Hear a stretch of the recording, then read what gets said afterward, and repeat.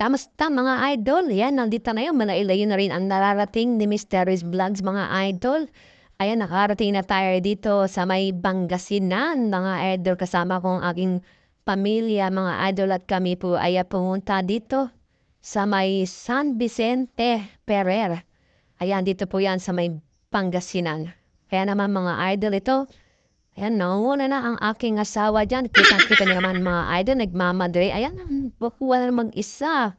Hindi na siya makapaghintay, ano?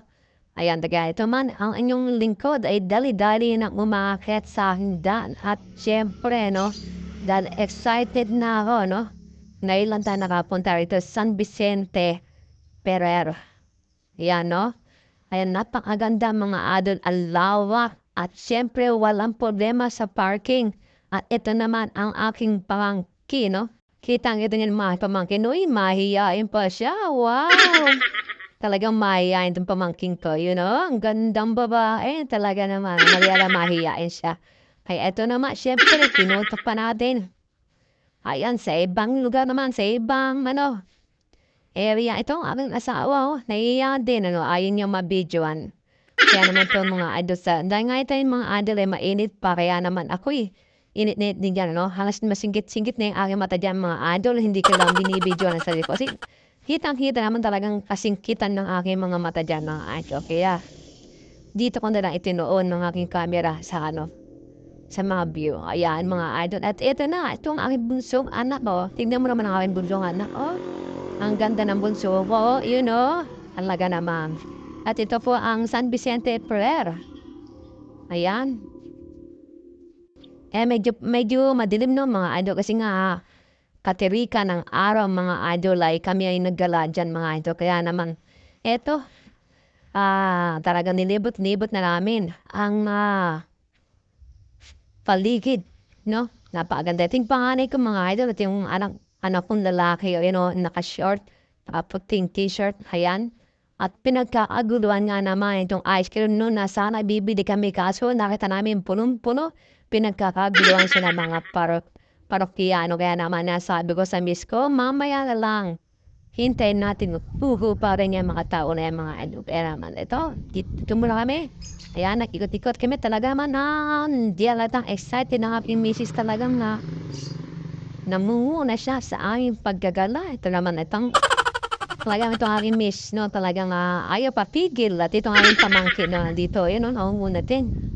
Ayan, mahihiyain, pero, namumuna, Ang galing naman, talaga. Pamangkin, harap ka naman dito, Pamangkin.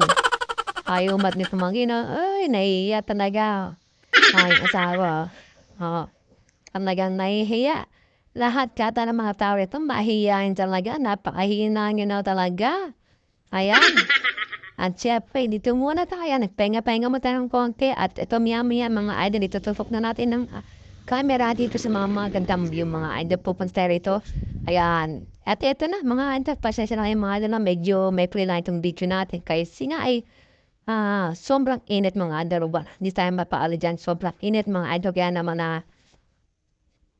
mabilis na natin na tinapos itong ating pagbablog, Kaya naman, ito naman idol pinakita ko na sa inyo, kung gaano ba maganda ang mamasyal dito sa may San Vicente Ferrer. Dito po yan, sa may Pangasinan, sa may Bayambang.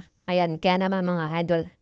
Ayan yung aking buong pamilya. Ayan, kasama niya yung aking anak, kasama niya yung kanyang girlfriend, ang aking asawa, ang aking busyong anak, at ang aking pamangkin. Katapla ang t-shirt. Kaya naman, ito, talagang mahiyan talaga pamangkin ko. Ayan niyang mabibidyoan siya, Mga idol, ito na. Tuloy-tuloy na natin sa mga idol. Kaya naman ito. Wag na lang tayo. Basta-basta, susulong, Nulusong sa may mainit, kainitan ng araw, Kasi baka tayo magpulas mga idol. Kaya naman itong inyong lingkod ay ito lang din. Sa may pahapi-hapi lang tayo. Pahapi-hapi lang mga idol.